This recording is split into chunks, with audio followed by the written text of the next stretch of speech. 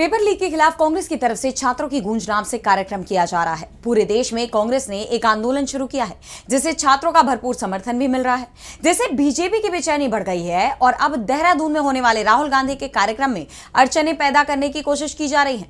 लेकिन कांग्रेस ने भी सरकार के खिलाफ मोर्चा खोल दिया।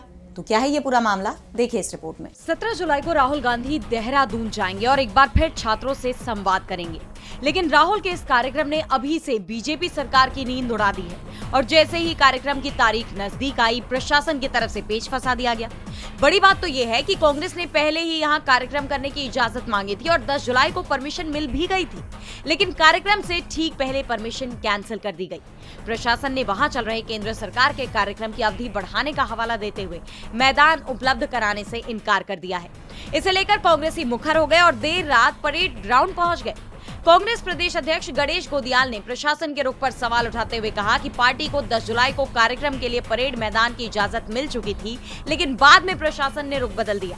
प्रदेश अध्यक्ष ने पार्टी कार्यकर्ताओं से मध्य रात्रि कांग्रेस भवन में इकट्ठे होकर आगे की रणनीति तय करने का आह्वान किया। अब जब मामले ने तूल पकड़ लिया तो प्रशासन का कहना है कि वो इजाजत शर्तों के अधीन थी और सिटी मजिस्ट्रेट कार्यालय समेत संबंधित विभागों से अनापत्ति प्रमाण पत्र मिलने के बाद ही अंतिम रूप से प्रभावी होनी थी।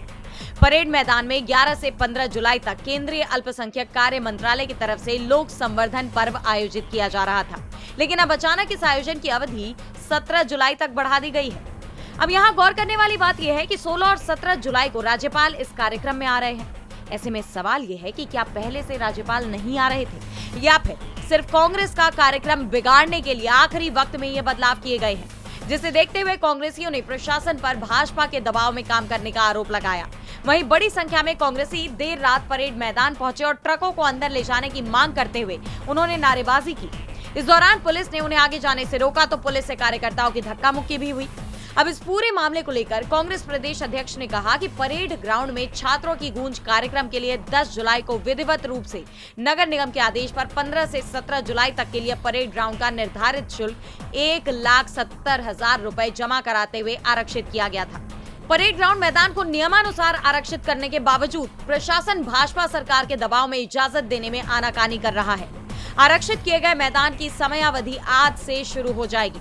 अगर नगर निगम प्रशासन हमारी समय सीमा में मैदान उपलब्ध नहीं कराता तो ये तानाशाही होगी। मिली जानकारी के मुताबिक राहुल गांधी के कार्यक्रम के लिए करीब 2.5 लाख पंजीकरण होने की बात कही जा रही है। अब इसी को लेकर जानकारों का कहना है कि ये संख्या और बढ़ने की उम्मीद है, जिससे बीजेपी सरकार बेचैन हो गई है। इसीलिए आखिरी वक्त में जब प्रशासन ने परमिशन देने से इनकार कर दिया तो बवाल मच गया।